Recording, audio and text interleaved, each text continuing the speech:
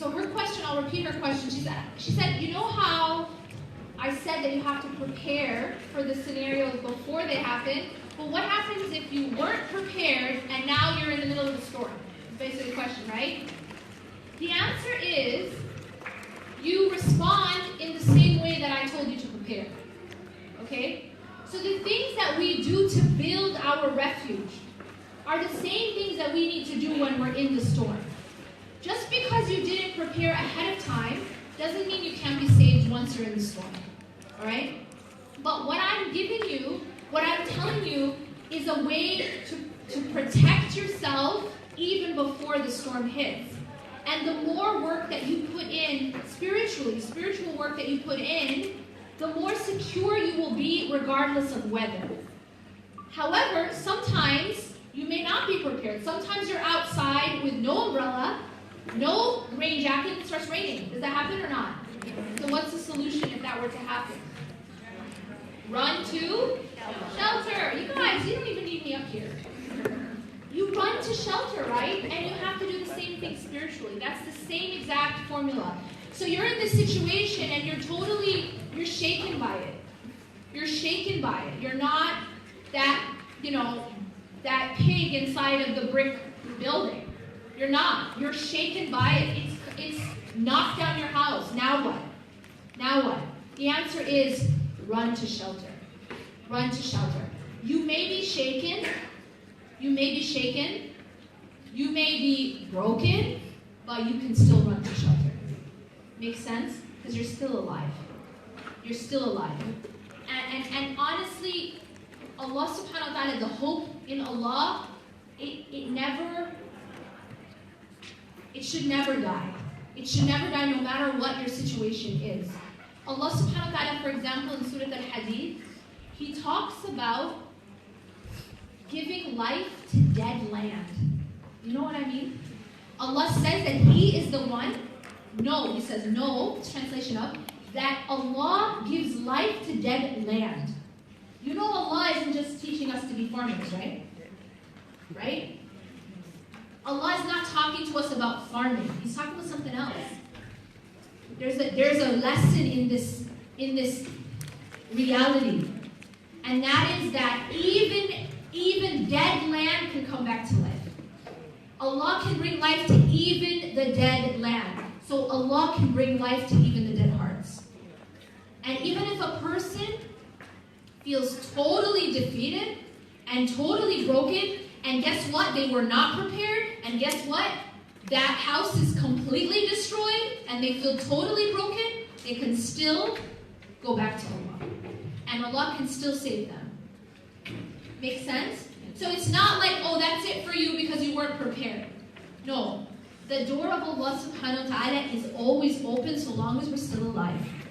And as long as we still breathe, and as long as your heart still beats, there is always that opportunity to go back and seek refuge in Allah. So the answer is, now that your house has been destroyed, you have been shaken, and maybe you're completely broken and you find no refuge whatsoever, go seek refuge in Allah. And Allah will be there. Allah doesn't go away. You know what I'm saying? Allah doesn't go away. Allah doesn't die. Allah doesn't sleep. Allah doesn't even sleep. You know, you and I, if you have a really good friend, and say this friend is the best friend ever possible, or you have a really awesome spouse and they're the best spouse ever possible, and you lean on them for support, great. But do they ever need to sleep? No matter what happens, no matter how much lattes they drink, right? No matter how hard they try, they have to sleep, right? So during that sleeping time, you can't necessarily get, talk to them, can you? Allah never sleeps. So understanding this is very important. That no matter what situation you're in, or even if you've been shaken, or even if you think your heart is dead, even the dead land can be brought back to life. And Allah subhanahu wa ta'ala can bring back life to the dead hearts. So never lose hope, no matter what. No matter what, never lose hope. Just start now doing what needs to be done to seek refuge. Run to فَفِرُّوا إِلَى اللَّهِ. That's what Allah says. You know what فَفِرُّوا إِلَى اللَّهِ means? It means flee or escape, or that is the way to salvation. That's it. Don't worry about the past. Don't worry about where you're at. Now, just move forward and run to Allah in whatever state you're in. Whatever, no matter how broken you are. No matter how broken you are, Allah accepts you. Does that make sense? No matter how broken you are, Allah accepts you. Just go to Him. Okay? Do we have time for another question? Yes. Okay. Just one more. Yes. Yes, you. Talking about you spend a lot of time sharing your knowledge and experience on the road, and so sometimes the nature of your work means that you have to go public, right? So I'm curious, my question is, what are the pros and cons of being in the public eye? And number two, what would your advice be for those who are thrown into it? Oh, goodness gracious.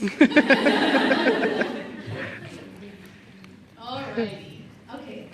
She's asking about me personally and my experience, that a lot of my time is spent, or I have to put in time traveling and sharing my experience or what I know with teaching, basically, and that means having to go into the public. So her question is, what are the pros and cons of being in the public eye? Don't try it. Don't try this at home. Honestly, bismillah. That's a really deep question. Very deep question. I'm going to do my best to answer it. Okay. I honestly do not advise anyone to put themselves in the public eye. Literally. I don't advise it. But Yasmin, you're in the public eye. Okay. So what I mean by that is, if a person is seeking the public eye, it's probably not a good idea if you're seeking it. Because unless Allah subhanahu wa ta'ala has fortified a person, or Allah has intended that for you, the public eye can really destroy a person. For many reasons. It's not necessarily a fun place to be. It's not a fun place to be. It's kind of like, you know when you're like in the battle and there's like somebody on the front lines? So unless that person is very, very fortified, they're gonna be the first to get hit, right? Right? Yeah. And so it's not wise for just anybody for somebody to put themselves in the front unless they are fortified. Now, what is that fortification? What is that protection? And when I say fortified and destroyed, I'm using all these words. You might ask me why. There's many reasons why. But among them is that essentially we want to protect our hearts, right? That's honestly, this journey through life is about protecting the heart, so that you go to Allah subhanahu wa ta'ala with the best heart you can possibly have.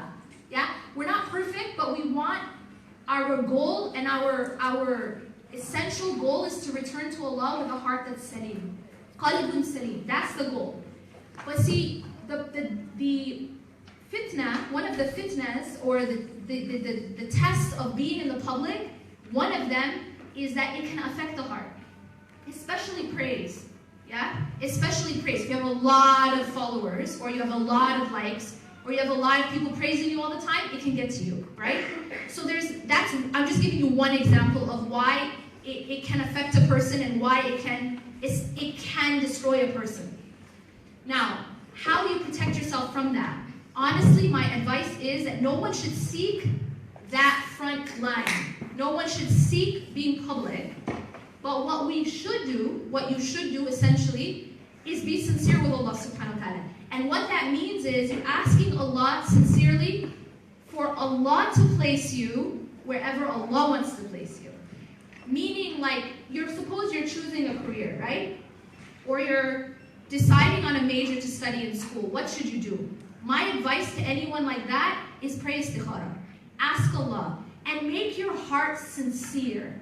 Make your heart truthful that, Ya Allah, I want to do what is most pleasing to you. Or I want to serve you in whatever way you want me to serve you. Not in whatever way I want. You see the difference? Because sometimes a person might seek, a public role, and it might be because of status, or it might be because of anything, right? And if a person is like that, they will be destroyed.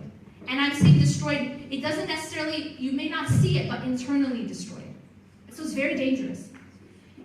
My advice is that if you want to serve the deen of Allah, you want to serve Allah subhanahu wa ta'ala, be truthful with Allah, be sincere, start to seek that path to Allah, not to being in the public. There's a big difference. There's a big difference between seeking a path where your goal is to be public or to be a leader or to be XYZ. Instead, seek Allah. What does that mean? You start learning and you start worshiping.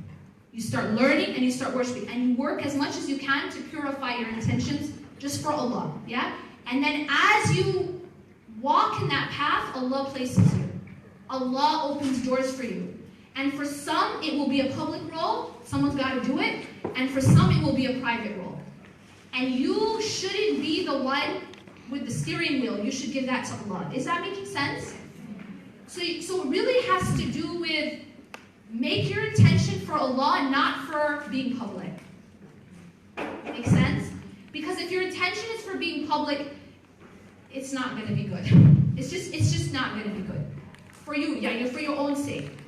Your intention should be Allah. And of course, no one is perfect. Nobody is perfect. So intention is something that you have to constantly renew. You have to constantly refresh. It's not like, okay, you set out, if you're setting out to drive, and you have your address and you have your GPS, but you never recheck your map, or you never recheck your GPS, you're likely to go off course and not even notice it. So you have to constantly renew and refresh your intention. But when you are sincere, you do your best to be sincere, and you ask Allah to help you, because no one gets to Allah without Allah. You have to ask Allah for help and aid in your journey to Allah, or you're not going there. You're not going to end up there unless you ask for help. No one gets there without the help of Allah. إِيَّاكَ نَعْبُدُ وَإِيَّاكَ نَسْتَعِينُ. You alone do we seek. You are our destination, but you're also our means and our vehicle. And you alone do we seek help. Make sense?